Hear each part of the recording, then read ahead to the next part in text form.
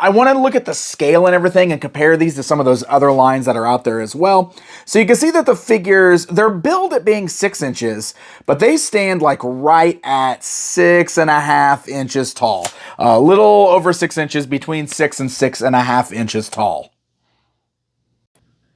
Here's a few other figures at different scales. Crystar from Marvel Legends. It does look like he's pretty similar in size to the Marvel Legends figures there. And then, of course, we've got a Super 7 Ultimates figure over here as well. The Turtles being a bit shorter, but a lot bulkier.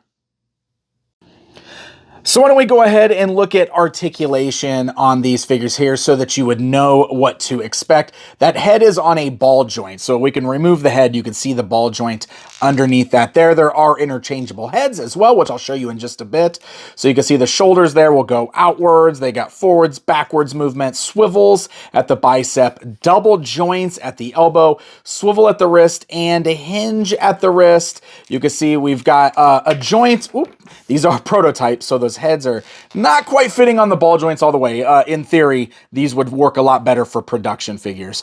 So we've got like a hinge joint up here in the midsection. So look at that. You can like got that crunching forwards and backwards there. And then you got the swivel there at the waist. We've got those hinge joints at the thighs underneath. They can go outwards, forwards, backwards, swivel at the thigh cut, double joints at the knees. And then you can see the feet are articulated down here. So there's no boot cut or anything like that.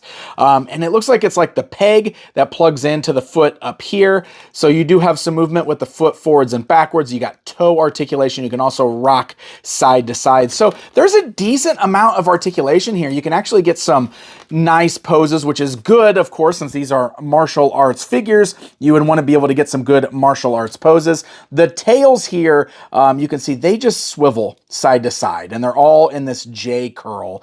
So these are stiff, rigid plastic here. That's the only articulation you're going to get out of those. But these do pose pretty nice. You can get some cool little fighting stances out of these guys here. And to help you with the different stances, each figure does come with a whole bunch of different hands here. So you can see we've got these open hands that I've got on the figure right now, like with his fingers spread and his claws out. We've got more relaxed hands. We've got some that are like slightly in a gripping pose, and then you've got closed fists.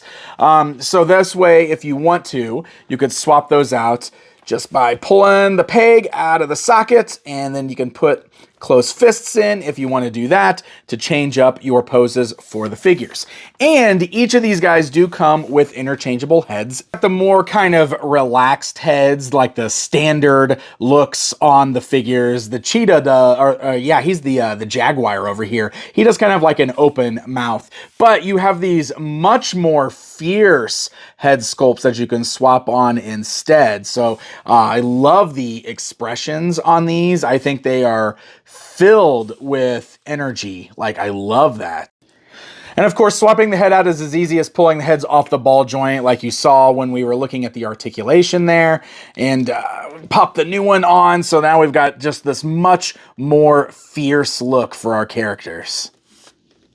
Got those fierce heads on all of our warriors here. We got some cool martial arts style poses out of them. They balance really well. These are actually a lot of fun. So if you're into your anthropomorphic karate guys, your ninja guys, your martial arts, whatever you want to call it here, these are pretty fun.